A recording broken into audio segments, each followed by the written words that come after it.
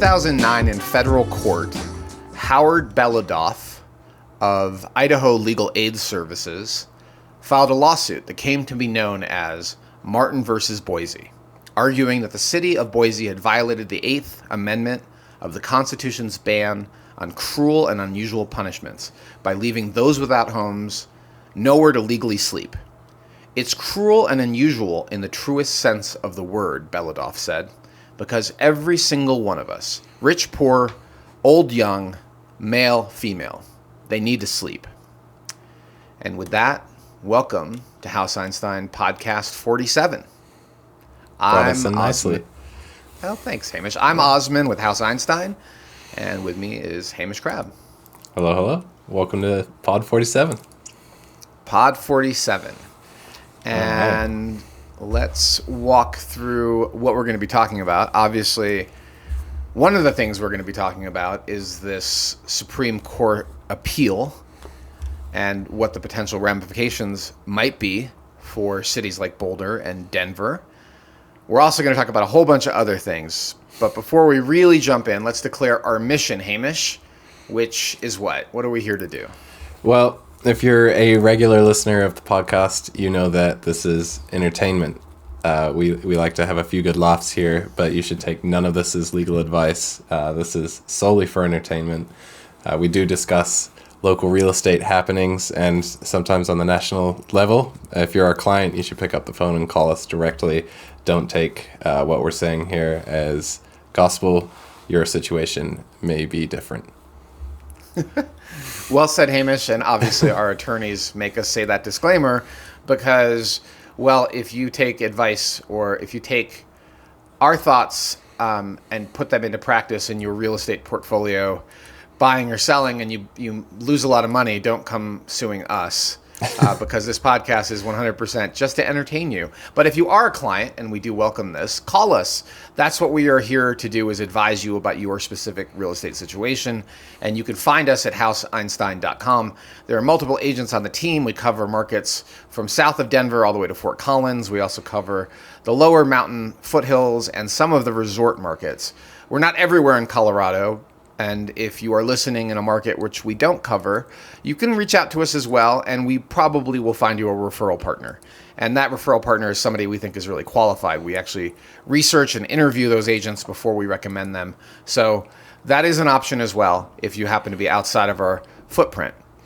And one more thing, if we do talk about anything that pertains to real estate, it's typically here in Colorado, and real estate's regulated on a state level. And so if you're listening to this in Florida or New York or Texas, the rules that govern your real estate market are radically different. And you really want to contact an agent who is qualified and experienced before you transact a real estate deal. Okay, let's do a quick bio. Prior to real estate, I was involved in the investment community. I worked on Wall Street for a research firm. I've worked in Boston, and I got stumbled into real estate quite randomly, and I've been in real estate now for over 20 years. I did also work for an investment firm in Denver, one that's still going strong, and that I learned a ton from how they performed and how their ethics guide their behavior, and I took it to heart. And that's what House Einstein is founded on. Our mission is to help you make a smarter real estate decision. You got the real estate bug. I got the bug. It's such an interesting asset class. That's how I got sucked in. I'm like, it's underserved, and underserved by the investment community, meaning that there wasn't analyst coverage, and the info coming from agents was so bad. And it's true that Zillow and Redfin and other tools have since arisen, but most of the data you see from that is, well, it's often very frou-frou. It's not accurate. They're trying to get eyeballs. And so they have sexy user interfaces, and it's fun to watch the value of your house go up and down. I just saw the value of one of my properties drop 6.8%. I'm like, of course, really? Why not? Why is that happening? Well, we're going to talk about that too in market conditions. But if you are interested, check us out at houseeinstein.com. In this podcast, we're going to talk about market conditions. We're going to talk a little bit about some of the deals we're working on, both buy side and sell side. And then we're going to jump into several sales of the week. And this time I've framed it up as versus. So of the listings we're talking about, we're going to do a little compare and contrast of sales that recently occurred to help you think about how to understand, well, particularly the Boulder real estate market, but other markets in general as well. And then, of course, we're going to hit on the core of our topic for this episode, and that is the homeless situation here in Boulder and the potential impacts of Martin versus Boise. And we always like to have a little segment called Tell Me Something I Don't Know. And in this particular episode, we're going to feature a question that a past client, a 6-time past client, if you include her family members who have done transactions with us, she sent us this question, and it's a really good one. And I bet you a lot of people want to know if what she's asking is possible. So we'll touch on that. And it involves mountain land. Should be a good show today. It's a little bit earlier than our typical recording. I've got to shoot for one of the team members' listings, so keep your eyes peeled for that on the channel as well. YouTube, if you're listening on any other podcast service other than YouTube. But yeah, I've had my coffee. I'm feeling chatty. I'm still on my second cup of coffee. Had my morning run. We don't normally do podcasts this early. We're normally an afternoon podcast recording, but clients come first, and that meant adjusting to an earlier schedule so that we can get these shoots done, so that we can get these listings on the market as quickly as possible. So, Hamish, let's talk about market conditions. Yes, let's. I'm about to sneeze, so I may mute the mic here. Okay, well, I was about to ask you if you've noticed anything. Oh, go ahead. Sneezing away. He's sneezing and muted. It's tricking me. Anyway, I haven't tracked the market conditions too recently. I only have what I feel, and as we know, that isn't actual market data and doesn't help for clients when they need actual advice. Okay, but what do you feel? All right, I agree with that, and I've said that many times, that you can't trust what one agent feels, but at the same time, it's sometimes a good gut check. Yeah. And what are you feeling out there? I feel like currently the market's fairly slumpish. There's still and always will be the desirable homes that get the action, that get the attention. But by and large, just because we're seeing a bunch more inventory, and then with the increased rates, there's still the demand, but there's less ability to buy and sell. And then there's we've talked about this, I think, in passing a few times, the golden handcuffs, where a lot of sellers have these fantastic rates and are apprehensive about selling because they're so good. So it's kind of an interesting situation wherein I've seen signals that the rates would come down. I've seen signals like that all the way since like 2022. So at this point, all hope is lost, and this is the new normal. But I'm curious to see how things go. Well, now more than ever, prep matters if you're selling your home. I would agree with that. Yeah. For sure, that's one of the takeaways. Bloomberg just had an article this morning talking about how Wall Street's starting to pile up bets on rate decreases happening faster. I saw like a bunch of banks and their like forecasts for when they were getting cut or something. I don't know exactly what I was looking at. I mean, there's all sorts of ways to make bets on Wall Street, make investment decisions, strategic choices to try to make money. We'll throw that Bloomberg article in the show notes because I don't want to go too deep down that rabbit hole. But so inventory, single family home inventory has now crossed 400.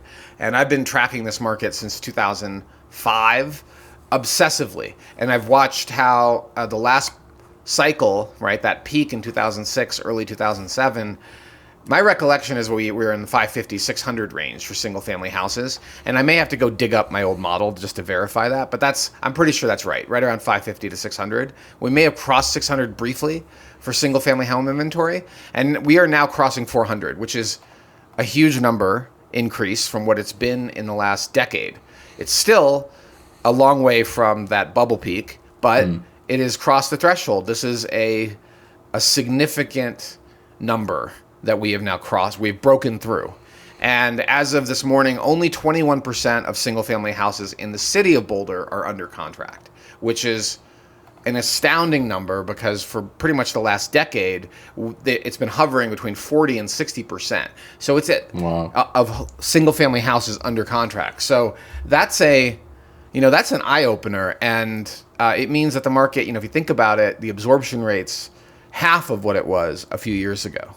And well, it's June. You might think that this is the beginning of summer, but it's the end of summer when it comes to the real estate market. This is like the last month of peak activity, and so the market swings with the school cycle. People really want to have their housing situated in the middle of summer because that's when there's a break from school. Right. And so the market peaks in the summer. It's peaking right now, and it's on its way down, and I think it's already peaked. The data won't show this for another 30 days or so, but it's pretty clear given the increase in inventory, the low percentage of single-family homes under contract. So here's the take-home message for smart sellers. Don't wait to slash your price anymore. Like, it's over. Game over. If you've been on the market a few months and you haven't been getting bites and you want to sell it this year, you probably should slash your price aggressively. And one of the maxims or principles that I've often shared with our clients is to be ahead of the market. So if the market is moving up, well, you price ahead and the market can catch you, right? Like that's an intelligent approach to pricing. You won't leave money on the table. If the market is moving downward, you should be aggressively low on your price point, particularly for new listings. And of course, you should track the competition throughout the listing duration, throughout when the home is on the market. And you might want to be ahead of the competition before they cut their price. And I hate to be so aggressive, but right now that's the smart move. It's June. It is time to make an aggressive price decrease. Do not wait to July, and definitely don't wait to August when the market will be in bed. Now, it's quite possible this will change, right? If rates drop dramatically, I don't think they will, but if they do, well, then the market could wake back up. But it looks like it's on the downswing, right? Mm-hmm. So what can you do as a buyer? Well, this is a great time to be selective, right? You have roughly 80% of the inventory out there, at least in the city of Boulder. Remember, markets differ right down to the neighborhood level. They differ by price range, property type, all the things we talk about over and over again. But generally speaking, you have more selection, more opportunity to negotiate a better deal than you have probably in the last decade. Inventory is at its peak right now for the season. Now is the time to go sift through it, make a low offer perhaps on a home that's been sitting on market for a while, test sellers if they're willing to let it go for less. Of course, be really selective on which properties you are doing this on, because getting a great deal on the wrong house is a disaster. You could feel good about a good deal, but you bought a home that has all sorts of problems on it. So that's what's happening right now. That is the current market in the city of Boulder. And reiterate, I'll say it again, we don't just cover Boulder, right? Louisville, Lafayette, Longmont, Erie, Broomfield, Superior, all the way down into all the Denver suburbs. Sophie, one of the key agents on the team, is in South Denver. Mm-hmm. And even though she grew up in Boulder and knows tons about Boulder, she really knows those Denver neighborhoods. We would likely partner with her, refer her if somebody calls me and wants to do a Denver deal. If you're a past client, I will represent you. If you're a new client, I will probably ask Sophie to get involved because she's right there, and it can be advantageous for her to take on that deal. So that's what's happening in the market. Be more selective, buyers, be more aggressive, and sellers, and we represent a lot of them. We're strongly pushing for sellers to be realistic on pricing and perhaps be even a little below what the comps are showing because the market appears to be correcting. And I did go and look, Hamish, at how many corrections happened in the last 2 weeks, how many price decreases. Yeah, I'll show you how to do that. I'll show you how to do that. But there is a way to research, and it's the hot sheets on the MLS that will show you how many price reductions have occurred and how much of a price reduction has occurred. There's a bunch of $100,000 price reductions in the city of Boulder. I think there's over 40 in the last 2 weeks. Wow. Which is still less than 10%, right? It's actually roughly about 10%. Yeah, right? There's roughly 400 homes at 40. So that's roughly 10% of listings in the last 2 weeks have cut their price. The rest of them should be. Like, if you want to get it sold, the market's going to bed. Like, we've peaked. We're now on the downslide, and that means buyers, it's not a buyer's market quite yet, but buyers have a lot more leverage. 20% of inventory, by the way, is roughly what economists have said for a long time as That 20% of homes under contract represents about 5 months of inventory. And that's what they say is actually a healthy, balanced market. So we've reached it. Oh no, things are balanced. Oh no, things are balanced between buyers and sellers. Yeah. They may not be balanced for long, and they haven't been balanced for a decade. So, call me maybe. Well, I'm thinking Now's the time. I think it's L'Oreal Paris or something, and it's you're worth it. I'm thinking, if you're a buyer, at least, especially in 2022, you're used to getting just pummeled by higher offers. You've got a little more value now. Wear it on your chest when you go to write that offer, and and have some more expectations. Maybe be selective for sure, but you're worth it. Yeah. Well, so the high end, right? Last time we did this podcast, I said it was 13% under contract above 3 million. And I suspect it's even lower right now. I haven't looked at it. We could, if you're a buyer, call me. We can look at the data together. But that suggests 80% plus availability, like 90% maybe availability above 3 million is what I would expect to see. And I just noticed one of our competitors, and this is, I won't name him, but he is somebody we benchmark against. We definitely look at his content, and we look at how we can make ours better. And he does a bunch of high end. And he's now doing like a whole tour of West Boulder listings, because he's got like a 7 high-end listings, none of which are selling. So suddenly he's doing a broker tour. I've never seen him do that before. Yeah. Right? Should we and go?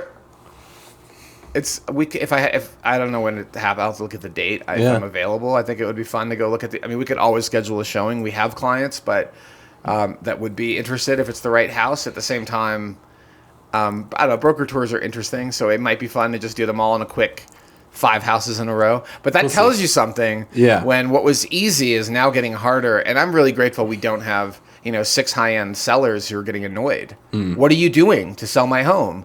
And me saying the same thing week after week, like, hey, I'm sorry, 90% of the competitors are also not under contract. Yeah. Hey, 10% of every listing in Boulder has got their price. Right. Well, we professionally staged. We did our videography. We're spending advertising dollars on pushing this, which most agents don't do, by the way. But still, how many weeks in a row of saying the same thing are they going to be?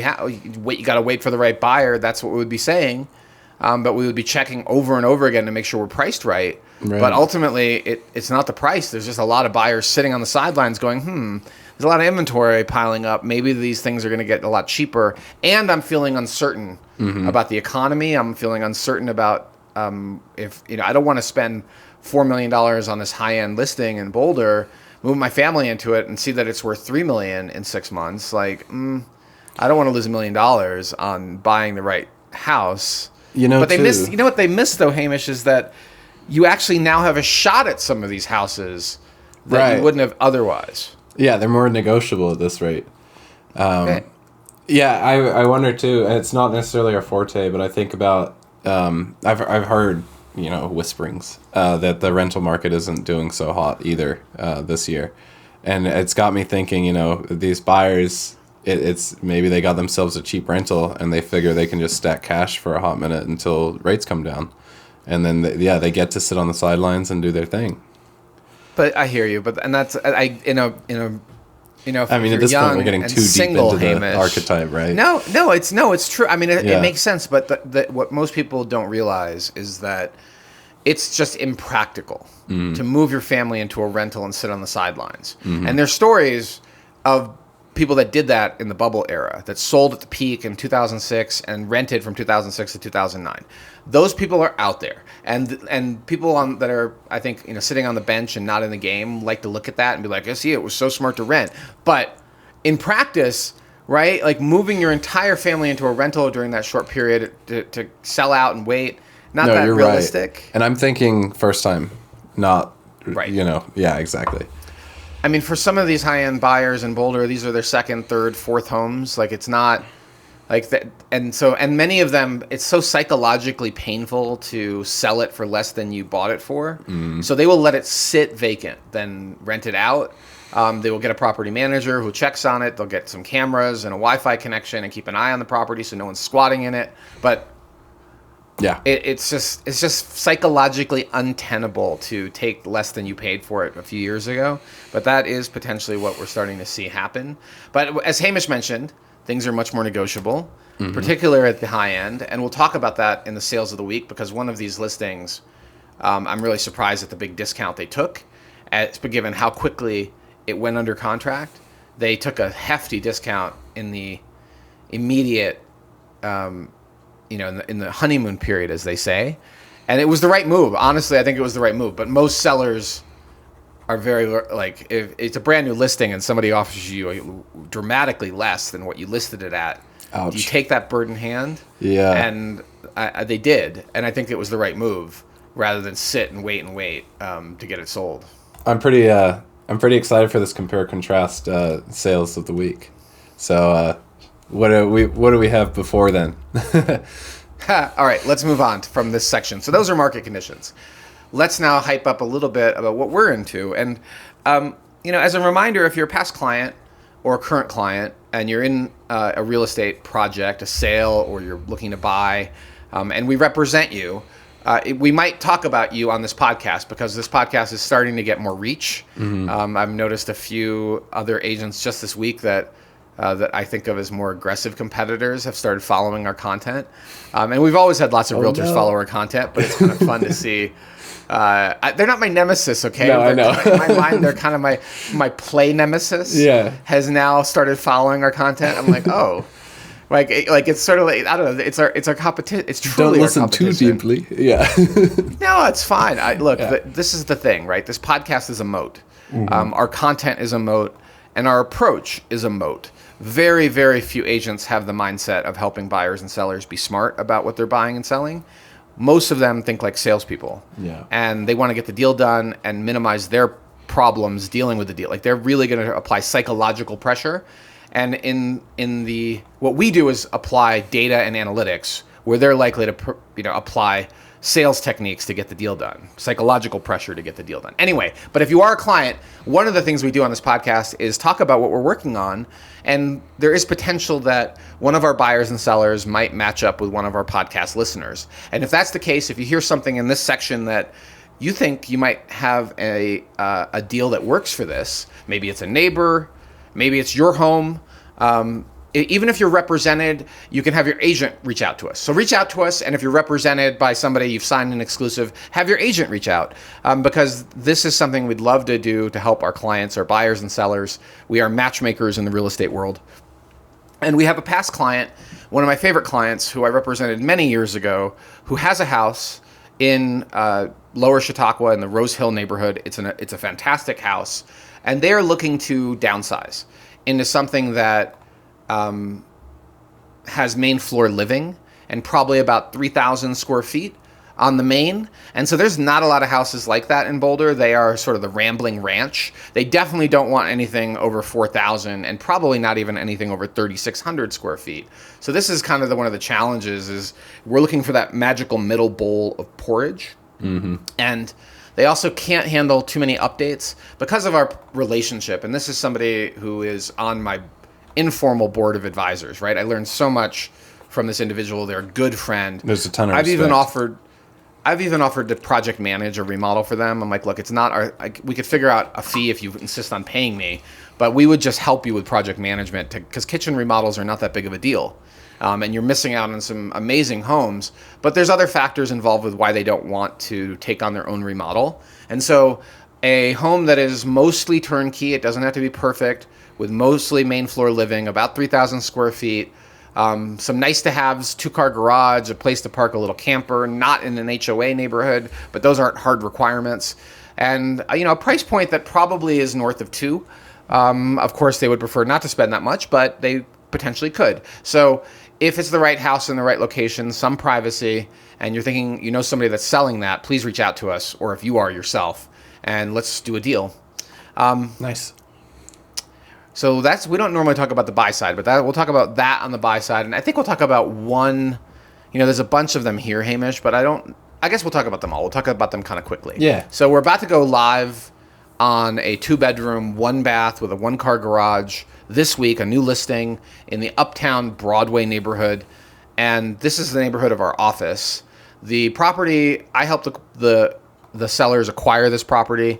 They were a young professional couple, and one of the biggest benefits of this location is that it doesn't have a lot of student density, and the finishes and design are much newer. So if you are a young professional in particular, that seems to be who the target audience is. This is really compelling because it's, in my mind, it's sort of like an adult condo. Like, I think of the stuff that really appeals to CU kids as kiddie condos, because it's like 13th grade over there, right? Like, it's college kids doing college, youths. They do college kid things. And up here at Uptown, it's very nice. Like, the finishes are nicer. It's the mature. Design is more functional. Yeah. It's grown.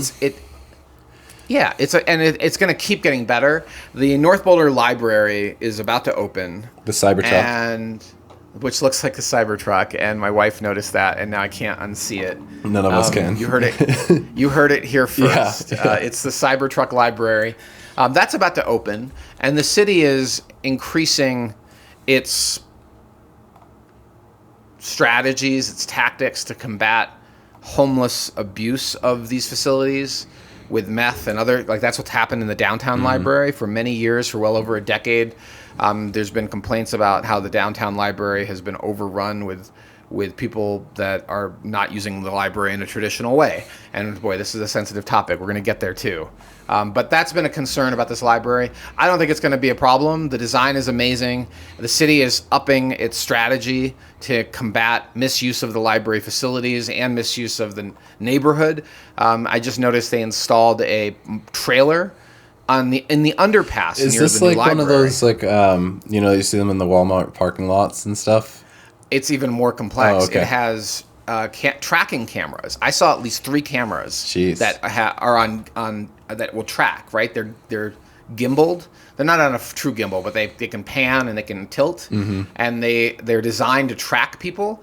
And it's solar powered, and it's got batteries, and it's parked in the underpass. And I looked at this thing, and maybe I'll share a photo of it. I'm like, that is 100% designed to manage the unhoused population. Or go ahead.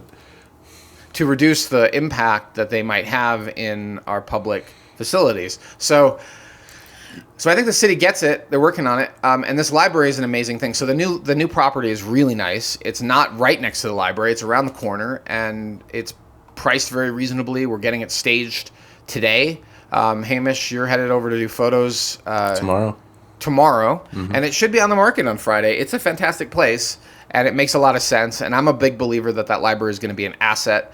I think that BMocha is also going to be an asset when that opens. Belota. The new BMocha. Oh, yeah. Sorry, I was thinking Belota. The taco. Belota, too, is an asset. Oh, my God. The Cosa tacos are amazing, and their happy hour is fantastic.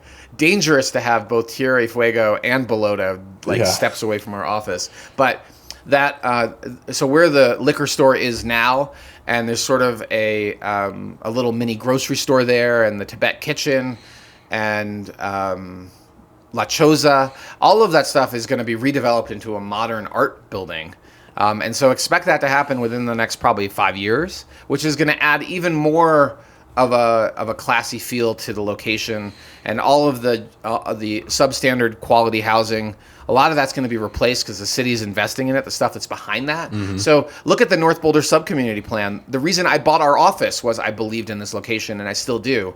I think it has long-term upside potential, and there really isn't anything quite like this condo on the market right now. It's really nice, and it makes a lot of sense, particularly for a young professional couple or somebody that maybe wants to downsize. It would also work really well. And it has critically a 1-car secure garage, which if you're a cyclist and a camper and a hiker and a skier, having that is key. And the garage has like a little bit of extra spot too, if you want to. I put in a little bit of storage too. Andy and I noted that when we checked it out. It wasn't just that single slot you fit a car and nothing else. There's a slight spot of room, which was nice.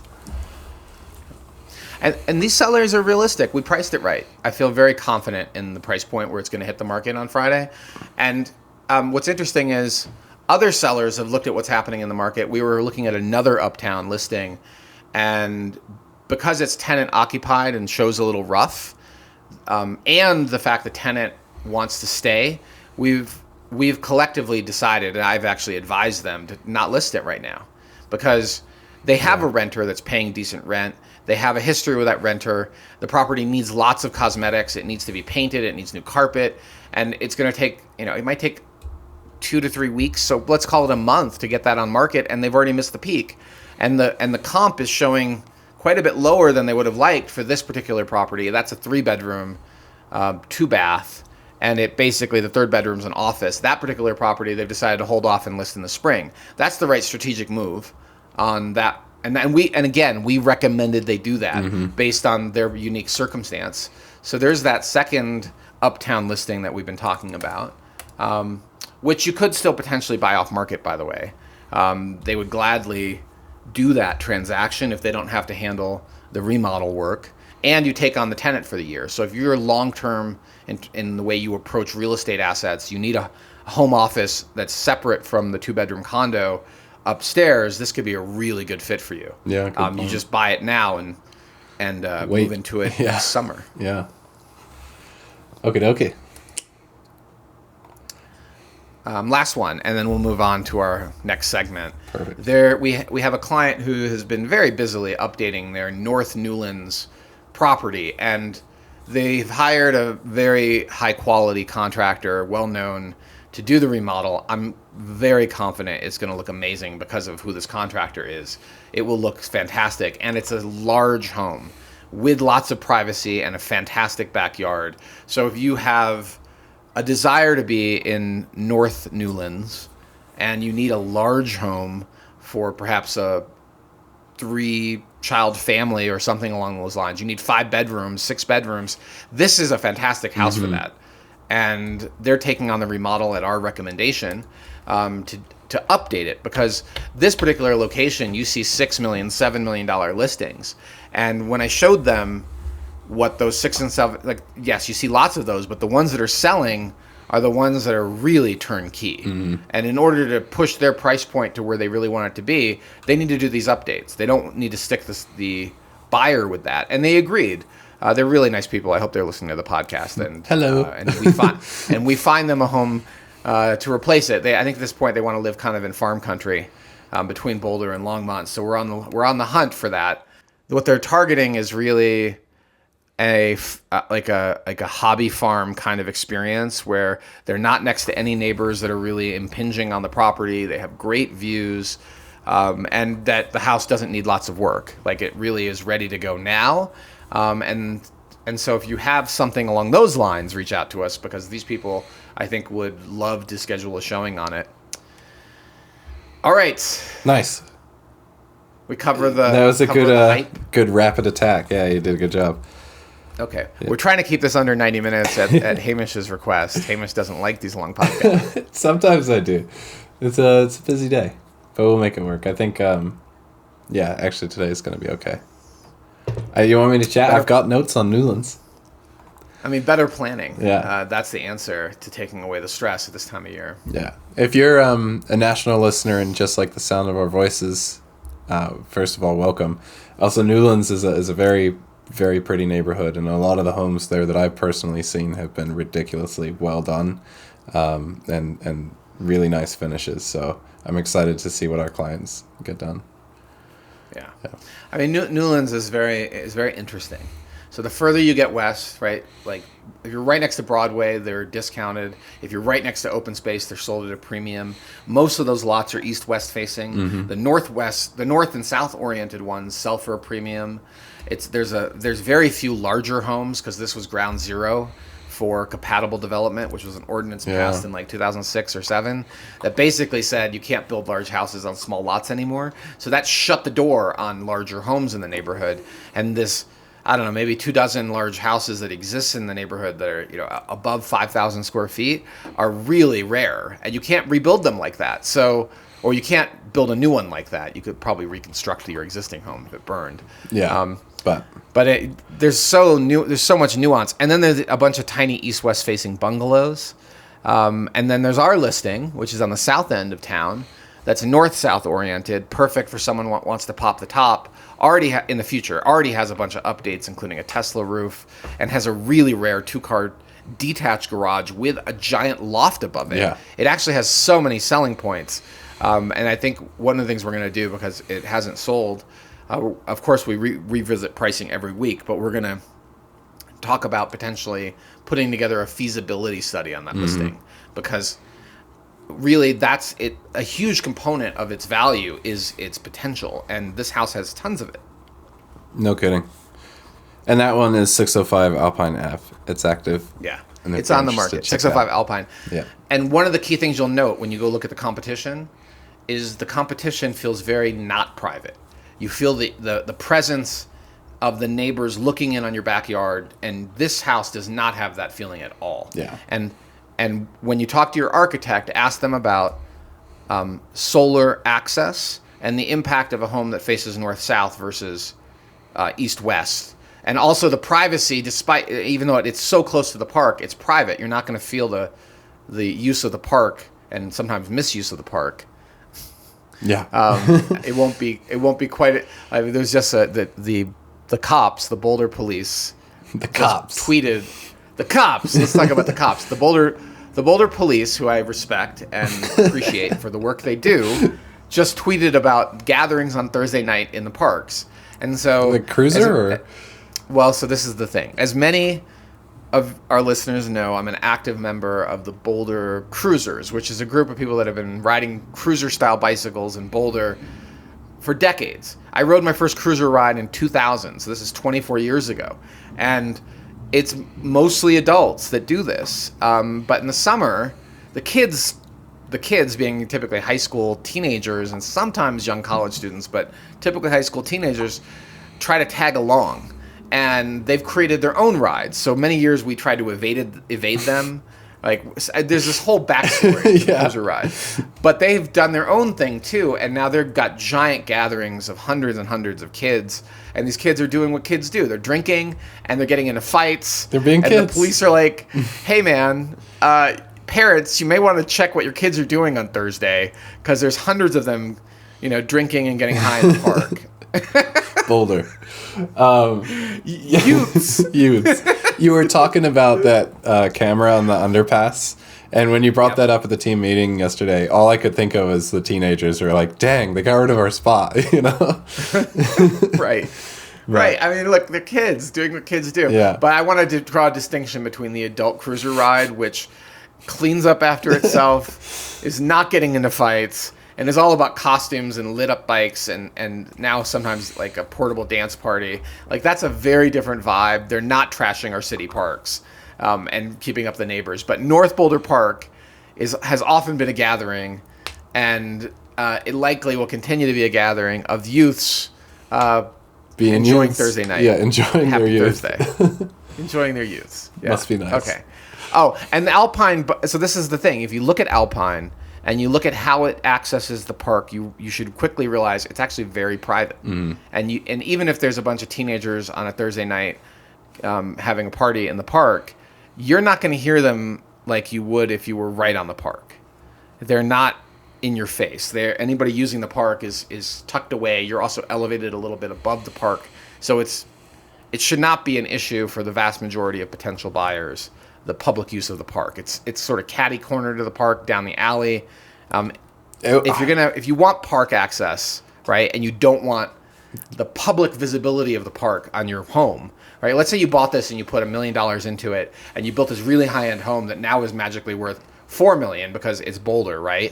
Yeah. Would you really want that $4 million home to be directly visible and in front of everyone using the park? Exactly. It's not you don't want to show off, right? Right. Yeah. This is for someone that values a high-quality construction project but doesn't want that to be ostentatious showing. This is for somebody that doesn't want a Bentley or a Ferrari, right? This is for somebody that doesn't need to show you their wealth. This is somebody that does value the potential and does love design but doesn't need to flaunt it in your face as part of... Anyway, Yeah. all right, enough on this topic. We've covered it. Okay, now the battle of the sales of the week. Yeah. We'll Battle come of up the with a sales better of the name, week. but All right. Well, it's sales of the week. We are covering 5 this time, and 4 of them were in a lockdown battle. And it's sort of a fun way to say it because realistically, the buyers of both of these homes saw the competition. So let's go through them one at a time. I'm going to open up the MLS. Yep, I'm pulling up. Okay. And these these links to these houses will be in the show notes. If you're listening and you want to check it out, or if you're watching and you want to check it out, it's all down there in the description. Yep. Okay, here we go. So Boulder is inundated with ranch-style houses. There's a lot of them. Most of them were built in the 50s. Some of them were in the 60s. And they are all very similar. It's almost like there was a house plan sold in a Popular Mechanics building plans, and they decided to mint the same style house over and over and over again. And I think this was part of the post World War II build housing and small is beautiful style of home. So the lot sizes for these type of houses are 6,500 to 7,500 feet, and some of these houses have basements. Many of them do not, but they work for such a wide variety of types of buyers.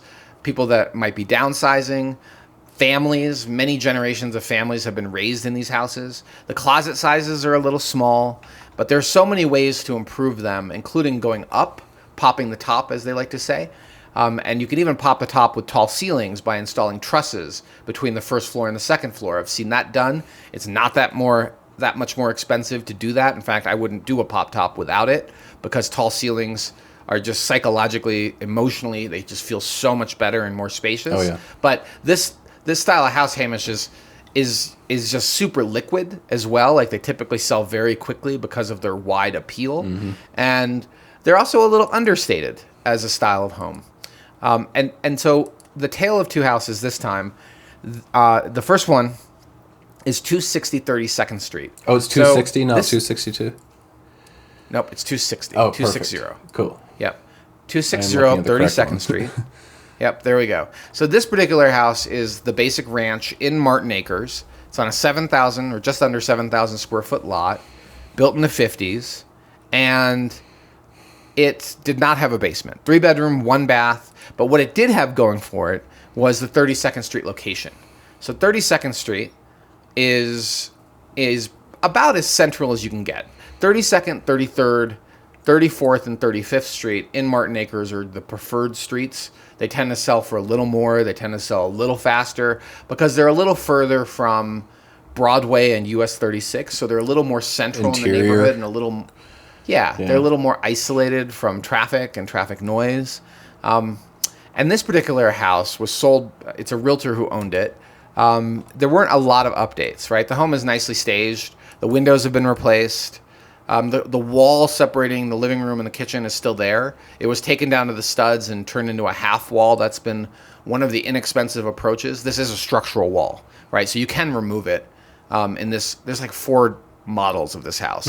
This particular one is a structural wall, so you don't want to just remove that wall without actually putting in the proper engineered structure in the attic. And that's what somebody did. They removed half the wall, they left the studs in place, and they updated the kitchen at some point, right? Mm-hmm. It has quartz countertops and darker cabinetry. The photographs, and I hope this agent doesn't hear this, but honestly, they're atrocious. They're really dark and badly done. I would have just said HDR. It could have been better. But you're a better human being than me. The lights are off. And the lights are off, and they're not they're badly done HDR. I don't know who did these photos. We spent so much time thinking about this, okay? Oh, man, just this week. Oh, man, we've spent probably 4 hours talking about photography, composition, how to improve our own, because we do mostly our own. We can also hire outside, but frankly, we do better. Mm-hmm. And in this particular case, it's like, okay, there's a bunch of things that shouldn't be in these photos, like the hand towels, the angles are weird, the lighting is too direct. This just goes on and on. The photos are atrocious. But the home itself is great, and it sold very quickly. So the agent threw it on the market on April 10th. Oh, it didn't. I'm sorry. I take it back. It did not sell very quickly. She put it on the market at $850, and within 3 weeks, she quickly cut it to $800. So she tested the market, and she did it intelligently, right? If you're going to test the market, this is sort of the end of testing the market time period. Like April is probably the end of when I would encourage my seller to try this. It's better to try it in January, February, or March if you're trying to see if there's dumb money out there that wants to spend $50,000 more than they should. And no one bid. So she quickly adjusted, which is the right move. And April 30th, she dropped it to 800. And so when you drop it to just below 800, now there's an entirely different tranche of buyers that you've opened this home up to because they're search limited at 800. And they snagged somebody right away, and it sold for just above the list price. So it sounds like there was probably more than one offer when she radically cut the price to below 800. For a long time, this style of house is $750 all day long, right? That's been, for the last couple of years, what I would have expected this to sell for. And then they gradually inched up to basically 800. If it's in good nick, and this one is in good nick, with the windows, the kitchen updates, and the decent location on 32nd Street, it's a solid buy at a solid price. And it also matches the Martin Acres index. So I haven't updated the index in a long time. I will look at doing that maybe this month. The Martin Acres index, the concept was that the South Boulder ranches represent the entry point for the Boulder real estate market, and that fit for enough buyers that it creates enough of a sample size. Like this is your basic ranch, and 800 is now the benchmark in a halfway decent location with some updates. And that's what this house has. A few updates, a decent location, super basic ranch, decent. I mean, it just checks the boxes for this is representative. Like middle of the road. Hundreds of houses in Boulder like this, but there might only be, 6 sales a year that qualify for the index in a good year. So that's the story of this house. It looks like she had it as a rental based on the notes. And so good footnote for the investors. This house was renting at $3,250. Dang. For a 3-bedroom, 1 bath with updated kitchens, updated windows. That's pretty decent rent, Hamish. We should be bumping ours. I would like to honorary mention the ceiling as well, or the ceiling fan above the stove. I think it's still the original 50s. Yep. Yeah. Bingo. Yep. That's what that is. I mean, the internals have probably been rebuilt. Yeah, but it's just a cool old design. So let's talk about this as a battle of the second house in the list. Yeah. And now we're moving up to Table Mesa. And Table Mesa is widely perceived as better than Martin Acres, right? It has less traffic noise and historically better schools. Although we recently have heard that Creekside has really upped its game. Bear Creek and Mesa Elementary have been the leading elementary schools in the city of Boulder for a long time. And Bear Creek has ranked as one of the top schools in the state for a long time. So a lot of people with young kids prefer Table Mesa, including a new client that we just started working with yesterday. And this particular house, again, same kind of era. This one was built in the 60s. And it was 1,348 square feet on the main. 1-car garage. I've got question marks about that square footage, but let's assume they're right. So slightly larger than the Martin Acres Ranch we just talked about on 32nd Street. And in addition to that, had a full basement, slightly larger lot. But otherwise, it's kind of the same house, right? Mm-hmm. There might be some cosmetic differences on the outside. The landscaping is different. And then when you look at the photos, you can see that there's a lot of differences inside. So here you see the kitchen wall has, it still exists. This is a slightly different floor plan because you walk in the door and you kind of go around a half wall. Mm-hmm. It's not a split half, like it's only one side for the half wall, but they installed granite. They may have replaced I think the cabinetry was replaced, but the appliances were super basic, right? It's the coil style stove top, and the biggest difference is that basement. And if you look at the photos, you can see the basement had a pretty nice finish on it. Yeah. And even though the home was listed as only a 3-bedroom, 2-bath, it would not be that difficult to I'm seeing a lot of open space down there. Yeah. Reconfigure that basement with non-structural walls for additional bedrooms, dig in for egress windows, and refinish that basement. Keep in mind that one of the potential issues with basement refinishes is that it's supposed to be of a certain ceiling height in order for it to be permitted. But not every aspect of remodel requires a permit, particularly if you're not moving any electrical or plumbing. Now, this is something I'm not going to go any further on because I don't want to say something incorrect. Yep. But as a general rule of thumb, if you're not moving this is entertainment. But if you're not moving electrical and plumbing, you may not require a permit, depending on the extent of what you're doing down there. And so this could pretty easily be adapted rather than having one giant living room, which is how it's currently configured, to having a few two beds, bedrooms and a living room. And update that bathroom. So this home needs some updates, but it's perceived as a better location. As a rule of thumb, 10% is sort of the baseline difference between Martin Acres and Table Mesa. So it looks like call it. The basement has a separate entrance. It's a walkout. Yeah. It's a walkout, right? Nice. Exactly. So now you've got the ADU potential usage for this basement, also adding value to it. Not crazy about the popcorn I see in the photos. It shows really well in these photos. I've never, I'm not used to seeing it that well. Well, so you can mask it and do all sorts of things in Photoshop to lessen the visual impact. Hamish, are you sure it's a walkout? That's what it says in the listing description. Oh, okay. Yeah. So it is a walkout. I'm looking at the separate photos. access, maybe not a walkout. Could be like from the separate entrance. Yeah. So I don't know if it actually is a walkout, but it definitely had its own entrance, which has the advantage of... rentability, right? Right. Another... go ahead. You know what's really weird, Hamish, is that it says that there's a great... Oh, never mind. They're talking about the wood stove. I'm like, the gas stove, what are they talking about here? Got it. They're advertising the expensive gas stove. But here's how to think about it, okay? So if you're going to spend $800 for your basic Martin Acres ranch...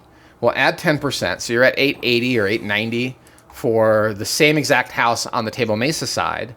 And so now what's the difference between 1.2 and roughly $900, so $300,000 for a full basement? Does that math make sense? It totally makes sense. 100%. This is the strategic positioning between Martin Acres and Table Mesa. Interestingly enough, both of these listings were owned by the listing brokers. So these are homes that they want to price right. One of them tried to test it. The 32nd Street seller tried to test the market and realized quickly that's not going to happen. There isn't dumb money to spend $850 on this. Let's drop it to $800 or just below. Got the number. This seller of Hartford did not do that. They listed it just below 1.2, got the number, and got it sold very quickly. This one was on the market less than a week before there was a buyer that locked it down. And for all the same reasons of popping the top, this house also matches all of those constraints. So if you have the funds to spend the 1.2 to be in Table Mesa, you're probably better off doing that. That 10% premium has been standing for a really long time, and you get less traffic noise. And you have the basement that you can reconfigure for not a lot of money if you need to add more rooms. And in the future, pop the top. But if you're just entering the market and your budget doesn't have 1.2 in it, it caps out at like $850, then the Martin Acres style house is also a very intelligent choice. Do you have days to offer on this one? Yeah, less than a week. So officially, right, the way on the MLS is the official record, it says it went under contract on day 10, okay? And it was in coming soon status from April 27th to May 3rd, so roughly a week. And then boom, it went active, and then it went under contract. So it went active on the 3rd, it was under contract on the 7th, so 4 days later. Yeah. So that's effectively immediately, right? You might have had 24 and at most 48 hours to get a shot at this. And that's the world we live in. Yeah. It's like drop everything and run and go look at houses. That's what we do for a reason, and this is why. It's strange to me. This house, moved fairly quickly, and the one we're about to bring up next, nobody seemed interested. I think the one that we're about to bring up next has a better view, a better layout to me, a little bit more room. It's way better. Yeah. It's a way smarter buy. Yeah. Than this house. I can't believe that the other one. Yeah. Right. And you could argue that, in fact, rather than compare Martin Acres and Table Mesa for these ranches, now let's compare the next step up. What if you had a house that it's basically the same box, but has another story on top? What's the right number for that one? And this is why our clients who just closed on this house got a fantastic deal. And we're going to talk about that too. We'll get there. Okay. I was like, perfect point, segue. Hamish. But yeah, right? I was is sitting on it. Like, why is this one so quick and the other one sat? Right. But and it's because of the funkiness. Yeah.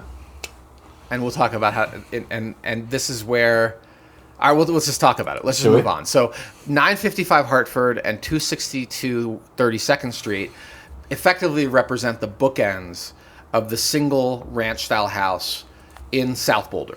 There's some distinction for North Boulder, and of course there's a huge distinction if you cross Broadway in North Boulder. These homes represent benchmarks in the spectrum of options for buyers. And now let's move up to our closing with our dear clients. 1262 Scrub Oak just closed yesterday. And this is a house that is a little further west in Table Mesa, which adds value as well. And this is a house for which owners built an additional story on. The original construction was 1970, and at some point an owner added a second story addition and curiously added a cupola, which is a very unique and interesting distinction.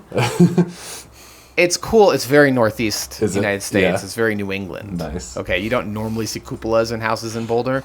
But yes, the architects designed it, and the previous owners at some point loved the idea, and they built a cupola, probably not at a massive cost, but given the era it was likely built in, but still a cupola, which you just don't normally see. Sometimes cupolas, by the way, Hamish, have like steps or a ladder up to them. This one doesn't, but it wouldn't be that big of a deal to add. Like, there's something potential there with that cupola. Let's talk about this house. Small church bell up there. Anyway. Yeah, that would be hilarious to have a little church bell with the little rope to ring it. Just for the novelty. Yeah, that would be great. And maybe these clients would love it. But that location is now a premium to the house on Hartford. It's on a circle, which is going to get very little traffic. And this particular house has spectacular views from the primary bedroom of I.M. Pye's designed NIST building. NCAR. That building, NCAR, sorry. Yeah. There's so many acronyms here. I know. My brain is getting fried around acronyms, even though I've lived in this town 20 years, over 20 years. Anyway. Yeah. So anyway, the NCAR building. This is a fantastic view of NCAR and the Flatirons behind it. It's a fantastic house, but it was being overlooked by the market. And so let's talk about when it listed. Let's talk about the deal history. They originally listed it at a whopping 1.68, so almost 1.7 million. And that was back in February. So this is, again, the time period where, okay, if you're going to test the market, this is the time to do it. No one bit. And after almost 4 weeks, they cut the price $100,000. And no one bit. And some people may have looked at it. And so why was this house not selling at this point? Well, it still was above 1.5, and it shouldn't have been. But also there was some funkiness to this house. There's some unusual aspects to it that when you do a showing on it, you're like, this is quirky. Like, it just doesn't fit the mental, like, you're clearly walking into somebody's customizations. And likely the customizations were done by the homeowner themselves. There's a lot of passion projects. Yeah, curious use of the home. And I think that the story I got, and sometimes we play house detective. The story I got is that one of the previous owners had kids, and they didn't want to change schools. They didn't want to move out of Boulder, but they needed more space. So there's so many ways this home has been optimized for compartmentalization and storage, but it's not necessarily what you would like. It clearly was done uniquely, and the countertops were all tall. So one of our contractors who's looked at the house, because the owners are likely going to make some improvements. Is this our guy? We connected him to our guy, and our guy's like, were the previous owners giants? Like, why is everything taller than normal, including the pedestal sinks are taller than normal in the primary bathroom?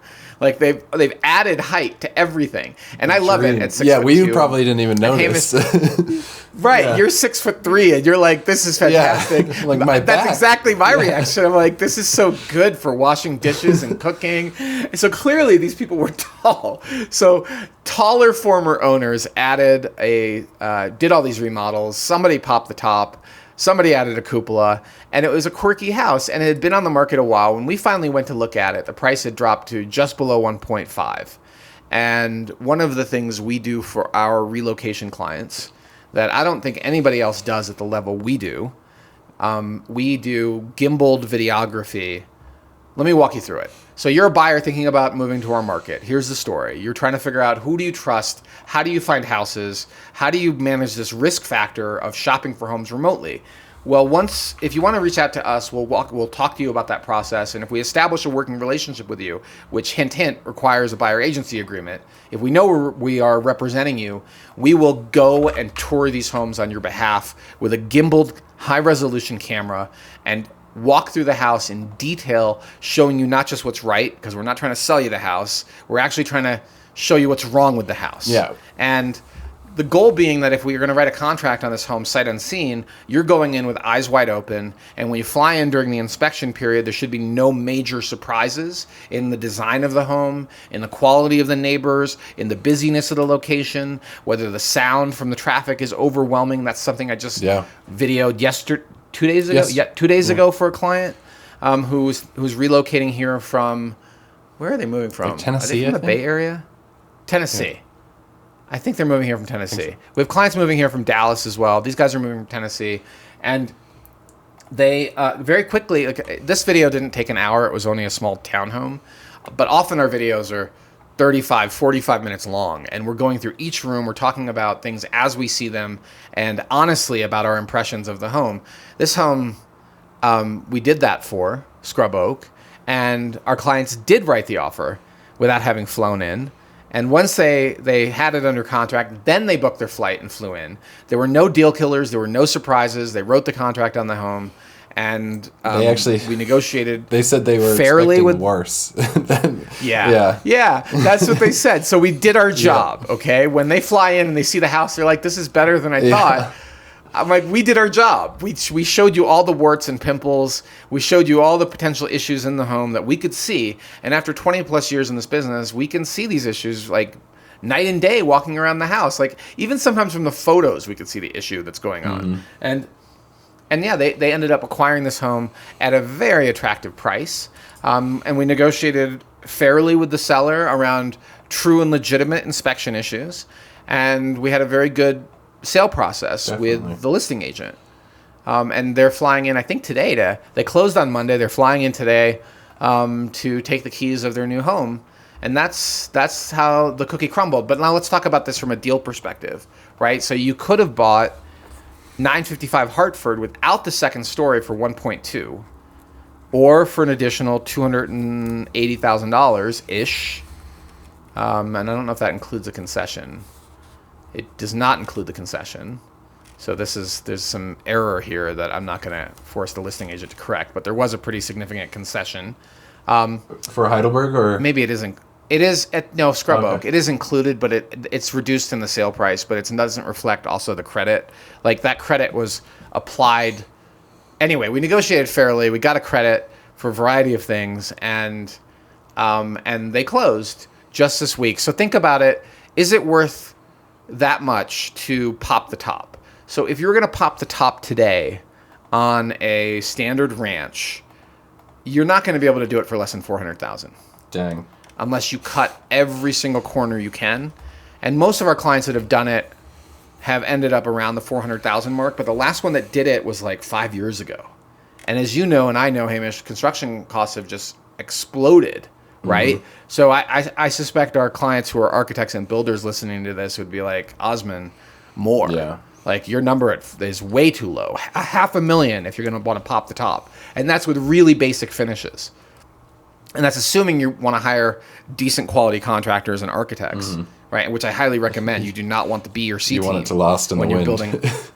Yeah. And so, 100%. Oh my, the horror stories. That'll be another podcast with hiring the B and C team. what happens when you try to get projects done, especially something as significant as a second story addition. So in this case, they were able to get a second story addition for less than half the cost of what it would be to build new, and leaving plenty of budget, if their budget was that number. I don't know their budget for remodel, but leaving plenty of budget to remodel the interior any way they want, and require less permitting and difficulty because they likely won't be modifying that much. The external side, the external part of the house, probably, I mean, I don't really know their plans, but they could remodel the entire interior for far less than the cost to build that second story addition. So this particular house, with its fantastic views, better location, and half the cost of a pop top, was overlooked by the market and ended up being a fantastic deal for the buyers. And I'm super psyched for them,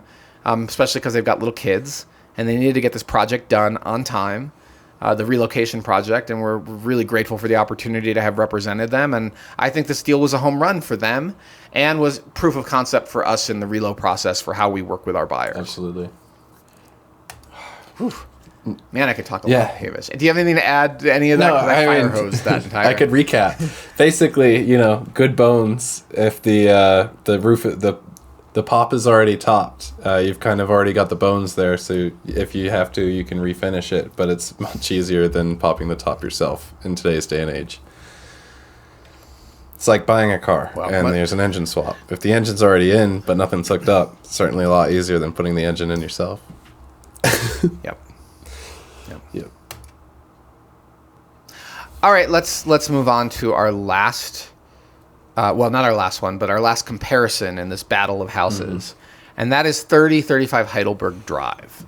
So this particular listing, I had heard about hitting the market early, and I actually saw the home and did a video of the home, and it was interesting because clearly the listing agent, who I know and appreciate and have done many deals with, she had done a bunch of work to help this seller prep the house. It had been owned.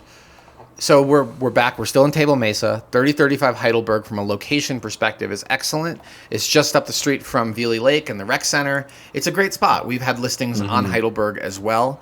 And they've always, all of our listings, and every deal I've ever seen on Heidelberg has sold really quickly. It's a desirable street, and there's a lot of two-story style houses. So see our video about Table Mesa, called The Things You Need to Know About Table Mesa. But one of the things we talk about is the sheer number of buy levels and the lack of two-story houses. And this is a two-story house that has existed probably since original. I don't think this was a pop-top addition, because most of the homes on Heidelberg that have a second story were built that way.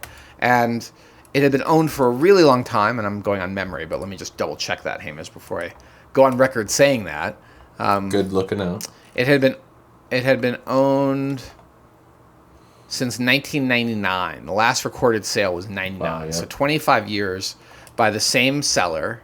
And then they moved out of it and they hired the listing agent, and the listing agent did some improvements, right? They pulled the carpet out of the main level.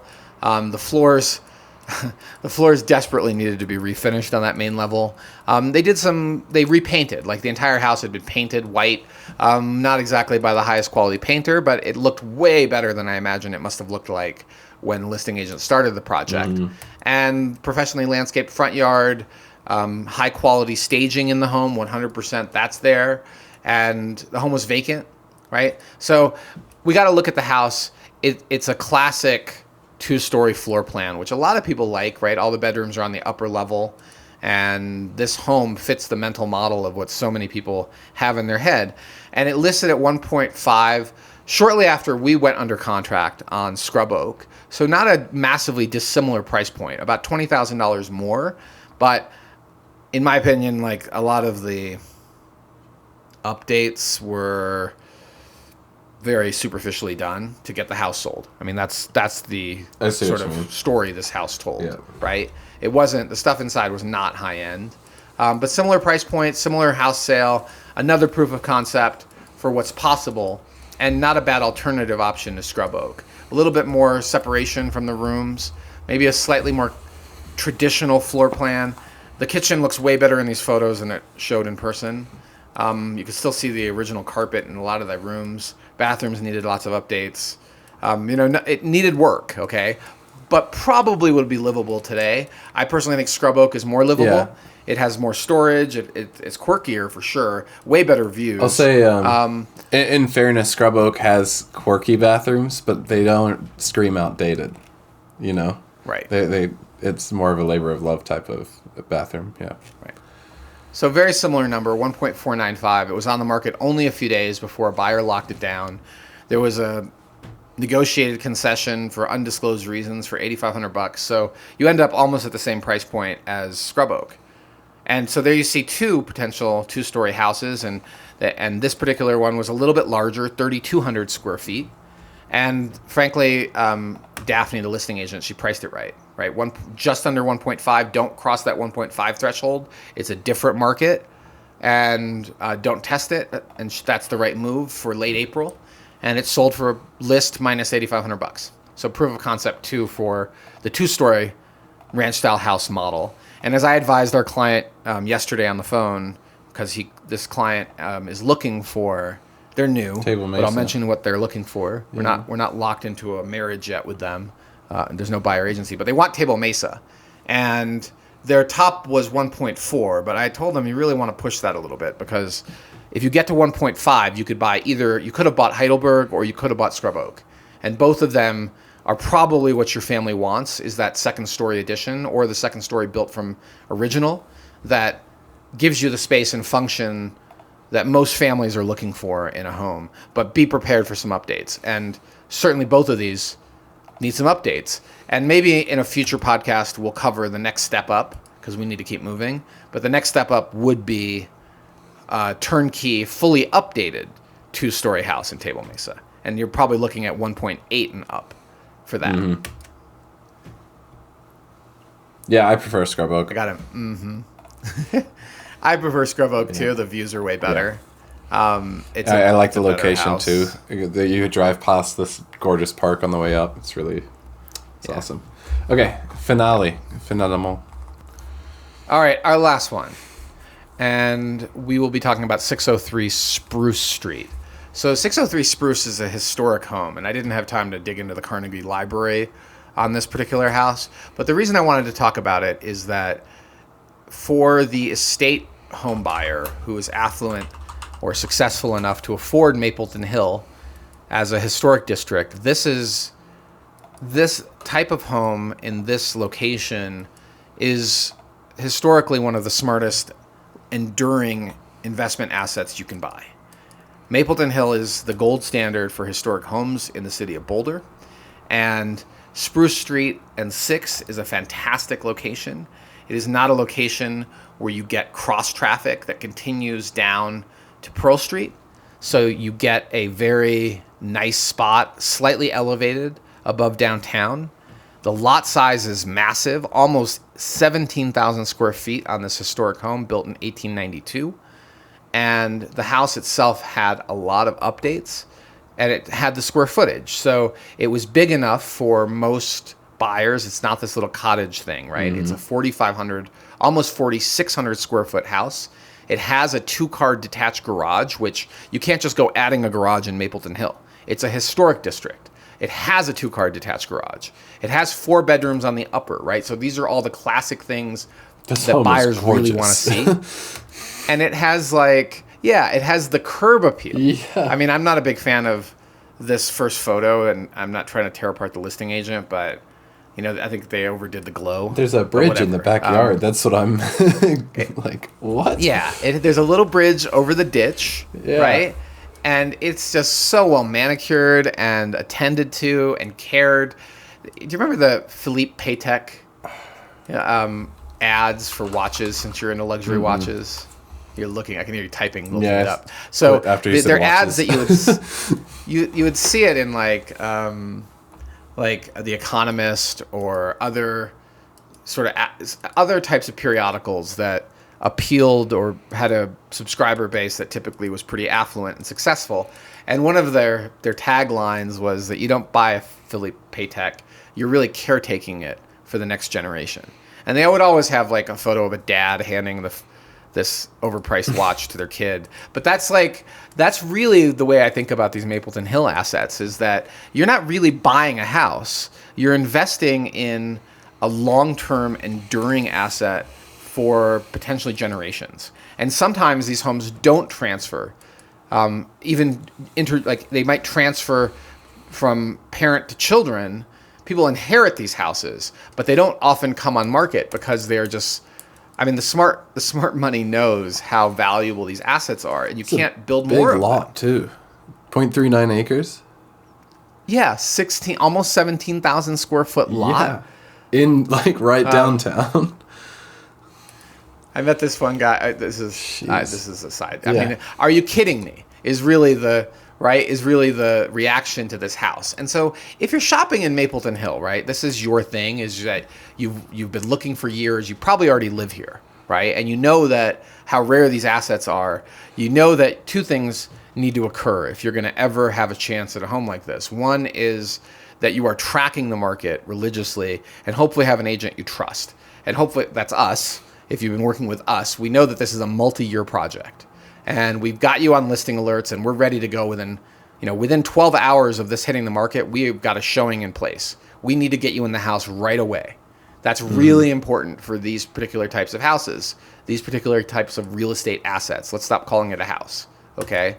Let's call it a home. You should also it's a trophy. Facetious. Well, it's not like an ostentatious trophy. That you shove in, that you see some people building these amazing. Look, I love modern homes too, but there's a show-off factor that is not part of buying one of these types of homes. These are historic home people. They drive the Volvo 240, right? Yeah. They're like real. They're not here to show off that affluence, but they also value something like this correctly.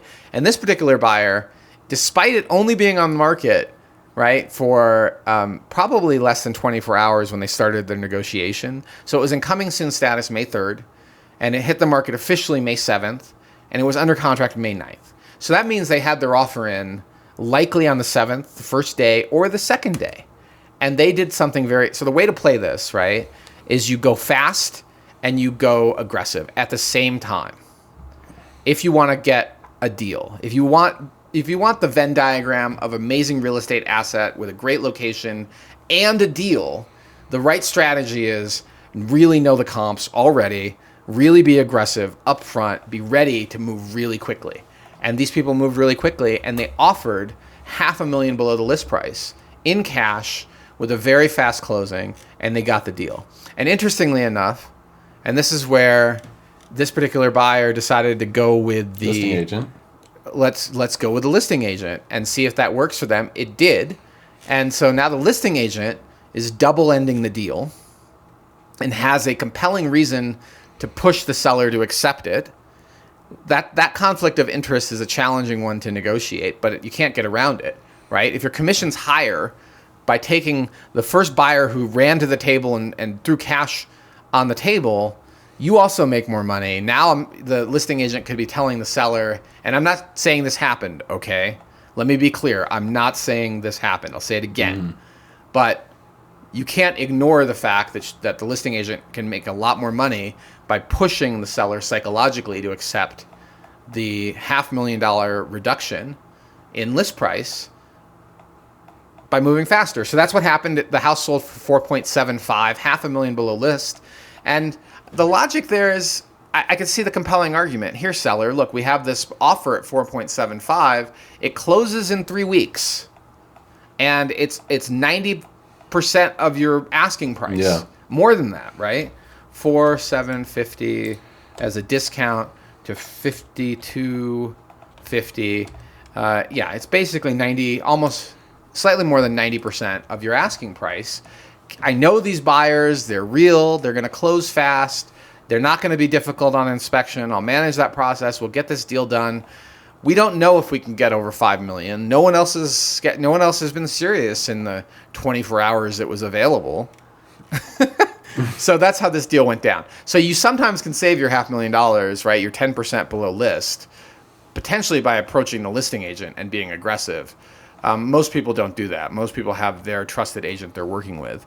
And I don't know if there was money left on the table or not for the sell side or the buy side. That's very difficult to suss. But one thing's really clear. This is an amazing asset in an amazing location. I'm actually quite jealous of the buyer who managed to lock this down. We're not looking, my wife and I are not looking for $4.8 million houses at the moment. That's a little bit above our comfort zone financially, but it's still, I'm happy for the buyers to have locked this down. I think they got a phenomenal deal on this house, and it sold very quickly. So the take-home lesson is be prepared to move very fast and be aggressive if you really want the real estate asset, but know what you're being aggressive on. So there you go. That's right. Okie dokie. You know, Hamish, one of the things they did in the listing description, do you see how they reference the video? Let me see. Captured in our must-see video. So that's another way that we can potentially drive traffic to click the video, because the MLS doesn't like the YouTube link in the listing description. Mm-hmm. And this is notes for other agents as well. If you're going to spend thousands of dollars on video like we do, you do everything you can to drive traffic. And what we do is we actually pay as well. We market it, we boost it, we advertise it on social media, which a lot of agents don't do. But there you go. Yeah, so that's another referencing it as a must-see, and then even if they can't reference it. Even if Realtor.com doesn't crawl it, then people can look it up. Well, yeah, because now you've said must see, honey. The video said, the description says must see. We got to must see it. Yeah. No, that's a great idea. It's a very smart way to get around the dumb limitations on the MLS on video embeds. All right, so that's it for sales of the week. Perfect. And I need to get out of this window and go back to our window on what's left to talk about. Yeah. Oh, our topic du jour. Oh, man. We have Yeah. We are at 90 minutes. Oh, my God. Not quite. We're at an hour 20. And apologies for the length of this podcast, but thanks for sticking with us. This might be what you've been waiting to talk or hear us talk about. And that is what seems to be out of control in the city of Boulder. And it's a topic that is challenging to talk about because of our community's compassion towards those that may be experiencing mental illness, drug addiction, or just simply hardship economically. And as a community, there's a wide recognition of the privilege many of us have by being born in the family that offered us an education, or maybe having inherited assets, or perhaps we've worked our tail off and also struggled to make ends meet and have been successful in our investing and our career choices and disciplined in what we've done and have been able to afford housing here in Boulder.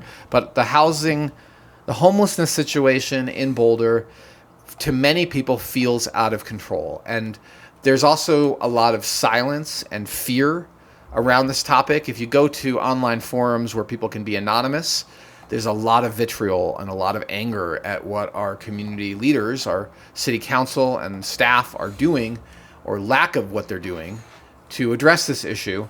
And a lot of anger perhaps is justified. And I know city staff and council are trying.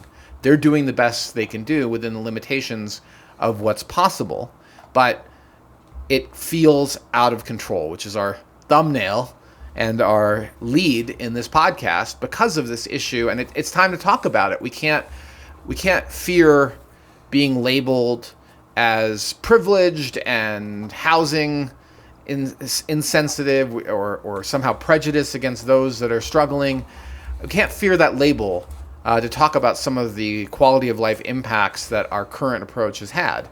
And Hamish pointed out earlier that maybe we talk about this topic too much, but the reality of why we talk about it is because of our clients' experience and our friends' experiences living in the city of Boulder. We have clients who bought a house on Arapahoe that are selling their house because they've personally been harassed so many times by people that appear to be homeless, living in the neighborhood, living in the creek, that they're done with that experience. Have you heard from them recently, or is this the same report from? We'll talk more about that after, Hamish. Yes, but yes, that house is out of here. They're out of. They're done. Despite fortifying the house, they still feel the impact of homelessness downtown. I had another client who was standing in front of the Boulder bookstore. This is years ago, when somebody experiencing what appeared to be mental illness did a flying tackle at her and shoved her into the glass bookcase, and she got seriously cut and injured by somebody who had mental illness or appeared to have mental illness right downtown, just walking around on Pearl Street. And just this week, I'm on the board of the dairy, but there's been there's been discussion at the dairy board level about the homeless people that are living in the park next to the Dairy Arts Center. And they appear to be openly using intravenous drugs. And despite calling the police multiple times, nothing appears to be happening to move these people out of this public park. And in addition to just, using drugs openly, of course, they're also using the bathroom openly and creating quite a mess in the park, an unsanitary condition in the park. And it's a safety issue for the children and adults who use the dairy, as well as the greater community in and around the dairy. So it's a big deal. We're hearing about it a lot. A few years ago, I helped a buyer acquire a home in Erie, and one of the biggest reasons was that she's a runner, and she had been attacked by somebody on the street who appeared to be homeless, appeared to be mentally ill, and she had been out running early in the morning, and she got jumped, and it scared the heck out of her.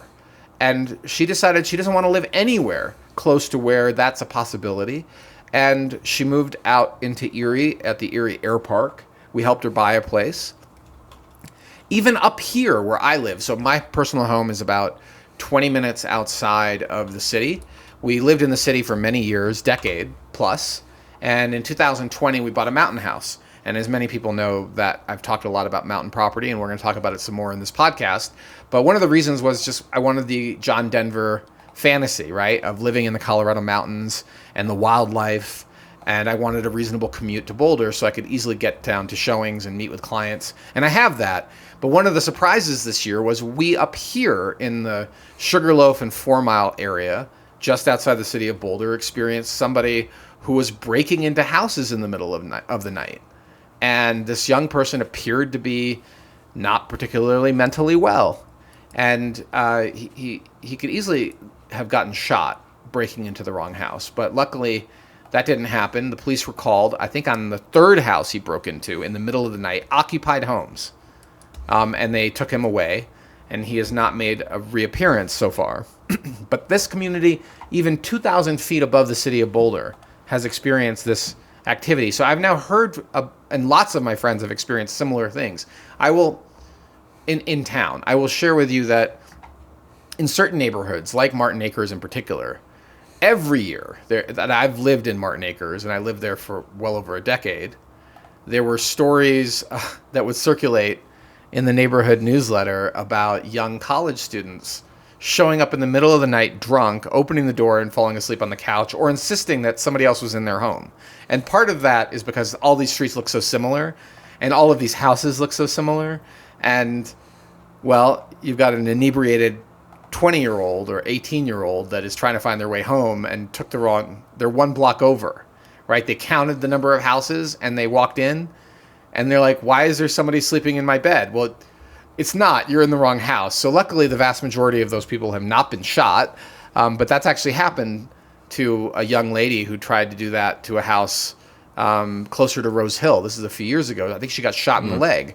And those particular homeowners had reason to believe they were their lives were threatened. They had harassers or something like that. And so they were really maybe overly cautious about middle-of-the-night intruders. And this young 20-something woman got shot in the leg because she broke into the wrong house in the middle of the night. So whether it's people experiencing homelessness or mental illness or drunk college students, it's a potential risk factor, somebody coming into your house. But what we're talking about in this podcast is the increase in homelessness that's visible and obvious to anybody who's lived in this community. And it's not just here in Boulder, of course, this issue is all over the country. So what came to our attention this week was a case that's being argued in front of the Supreme Court right now. It's on appeal to the Supreme Court. So a few years ago, in a case called Martin versus Boise, and this is the article that we'll link to.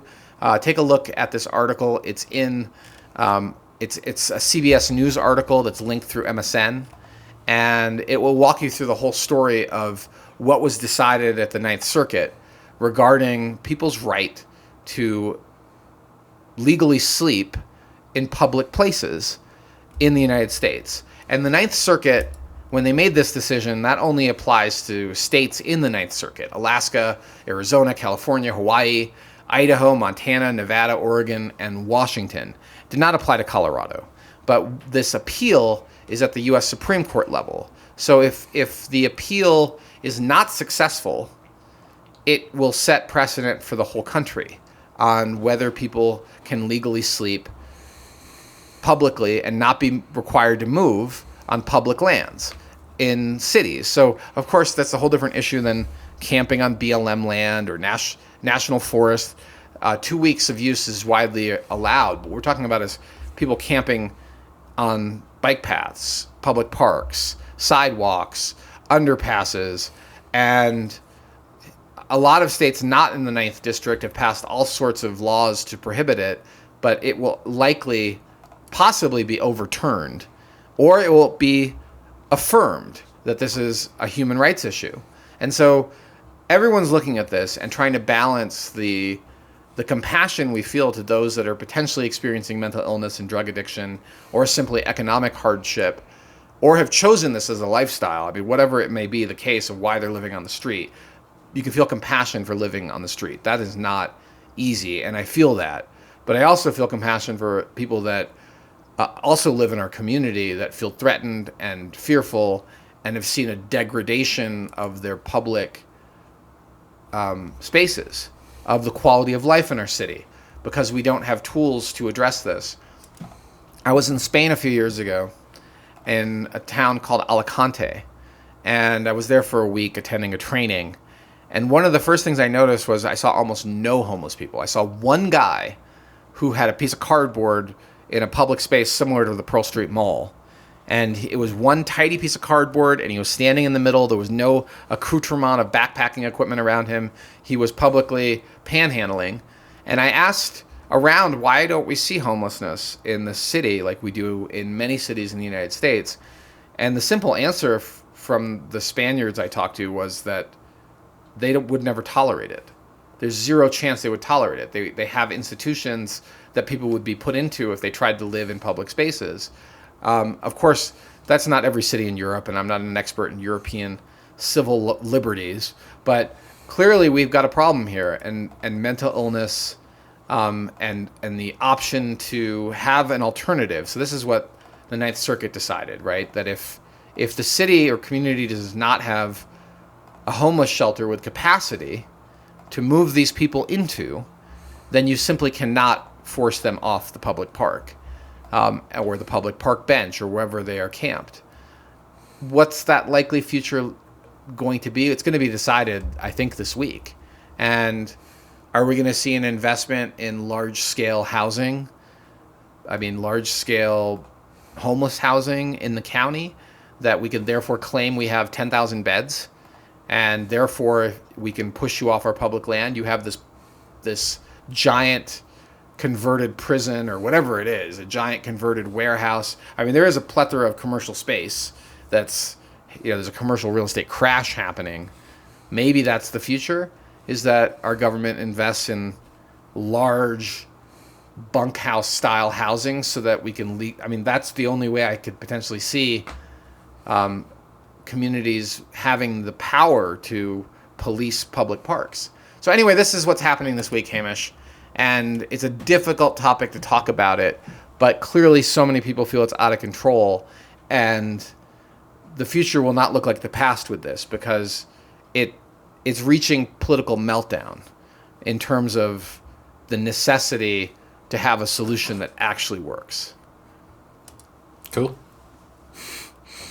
That's what you got to say? Cool? I mean, it's a symptom of continued kind of a bunch of things, right? And at this point, it's kind of live with it. You brought up a bunch of anecdotes, and a lot of them were from a few years back or further. And it's like worth noting, how many anecdotes do you hear versus how many do you not hear about? We only hear about stuff that happens. I'm curious to see how it turns out. I mean, that's a valid point, and something that will segue us quickly to the tell me something I don't know. And this is in line with our mission to help you be smarter about your real estate decision. First, if your agent is not mentioning this issue, get a better agent. It doesn't have to be me. It doesn't have to be anybody on the House Einstein team.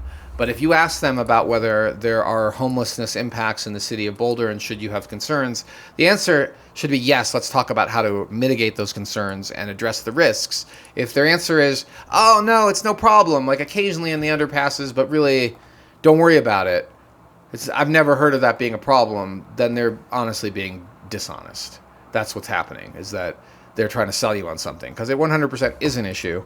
And rather than talk about it anecdotally, here's something you probably don't know. There is a very well-maintained Boulder crime map that you can access that the city police maintain. And this crime map has gotten better and better over the years.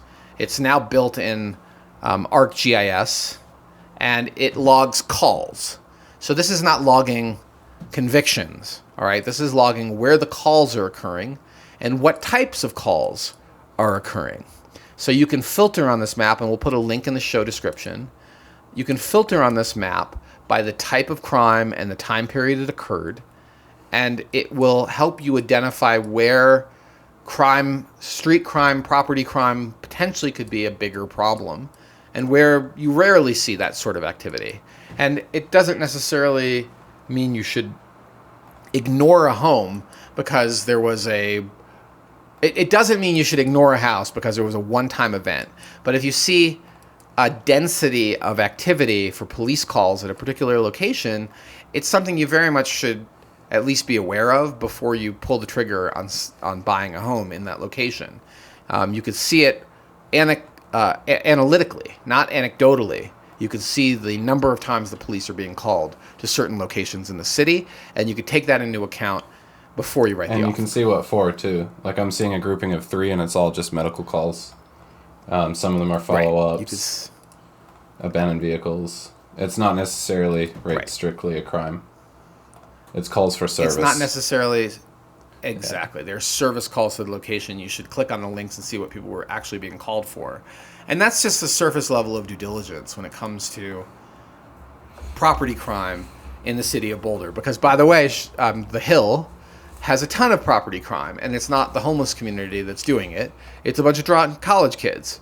So if your house doesn't have a garage, for example, and you're really close to a fraternity or sorority on the Hill, I wouldn't park a nice car on the street. I expect that car to have some drunk, angry young person break a mirror, scratch the car, that sort of thing. Like if you're street parking on the Hill, just keep in mind that there are young, often inebriated on the weekend people walking home in the middle of the night, and that you might get your car broken into or damaged or backed into. I've had that happen to my car while I was at a showing. That's a 20-something college student backed into my... I'm watching it happen from our listing. I'm like, is she about to back? Oh my God, she just hit the car. Like, I can't believe she's right in front of me. She's hitting the car. And I had just bought that car, and I was like, oh man, that sucks. And I stopped her. I'm like, hey. She's like, oh my God, did I hit your car? It's never happened to me before. And she's so innocent and sweet and nice. And I'm like, there's like these, it's like you scratched up the bum. Yeah. Great. So if you live on the Hill, it's not just random drunk college boy knocking the mirror off because he's angry. It could also be kids backing up into your car because they don't have the driving skill of adults. It also potentially means a little more risk when you're bicycling around because they're not used to people on bicycles when they first get here with a car, as much as they might as people that have lived here for decades. We know to expect cyclists everywhere. And we've got the red Solo Cup check, too, that we recommend for that as well. Yeah. The red Solo Cup check is a different topic, but related to young people on the Hill. We've segued from homelessness, Hamish. We're making this podcast longer. But do check as part of your due diligence when you do a showing, go into the alley and look at the neighbor's recycling bin. because if it's full of red cups, you have a good chance that you have a party house next door. All right. Not always the case. Okay, let's move on. Last topic du jour, and then we'll let you go. And thank you so much for listening this far. And this particular question, we're going to just touch on briefly and maybe tease for the next podcast, given how long this one has gone. But here's the question. The question came from a 6-time past client, if you include the transactions that her family members have done with us. And she had a cabin that she rented in Ward for 22 years. She's been renting a cabin for a few weeks up in Ward and enjoying some time in the mountains. And again, that's one of the reasons people move to Colorado, is this desire to be in the mountains, to experience nature, to be at higher elevation. And it's that's one of the selling points of living here. So she wrote that she no longer has access to the cabin, and she's looking to buy a small piece of mountain land with access that would work for her current car. So she doesn't have anything too aggressive. I think she has a crossover. And she'd also want to legally erect a yurt, tiny home, or park a small RV trailer. And she doesn't want to build anything that would require home insurance and she wrote, major building permits. And she just wants a refuge in the country, in the mountains, in the high country for the summer, where it won't get kicked out from under her. And so that is a frequent vision that people have when they move to Colorado. They envision buying some land and doing that, right? Parking an RV or building a yurt and having a little retreat spot. And here's the big hammer to the dream, unfortunately. In unincorporated Boulder County, you cannot erect a yurt legally. You cannot park an RV or camp on your own land for more than 2 weeks. And enforcement varies widely. I know people, including past clients, that have a yurt on their private land. I think that land is not in Boulder County, and they probably are still in violation of the local ordinances that prohibit that activity. Some places do allow temporary structures like yurts, but Boulder County does not. And so, what happens? Well, people don't know that, and they buy some land with that fantasy in mind. And it turns out that they're not able to do that. Somebody turns them in. And often you've angered a local who sees what you're doing, knows they can't do it either, and for whatever reason decide to be that person. File a complaint. Yeah, be that person. Be that Karen, and boom, it's gone. So you may have gotten away with it for years and years. In fact, I know somebody who's getting away with it right now, who's living in an unpermitted structure with a composting toilet above 9,000 feet, and and bought this property knowing none of it was permitted, and lives in a gray zone of hoping that nobody busts her. And basically, the neighbors are also doing things that are illegal or not permitted.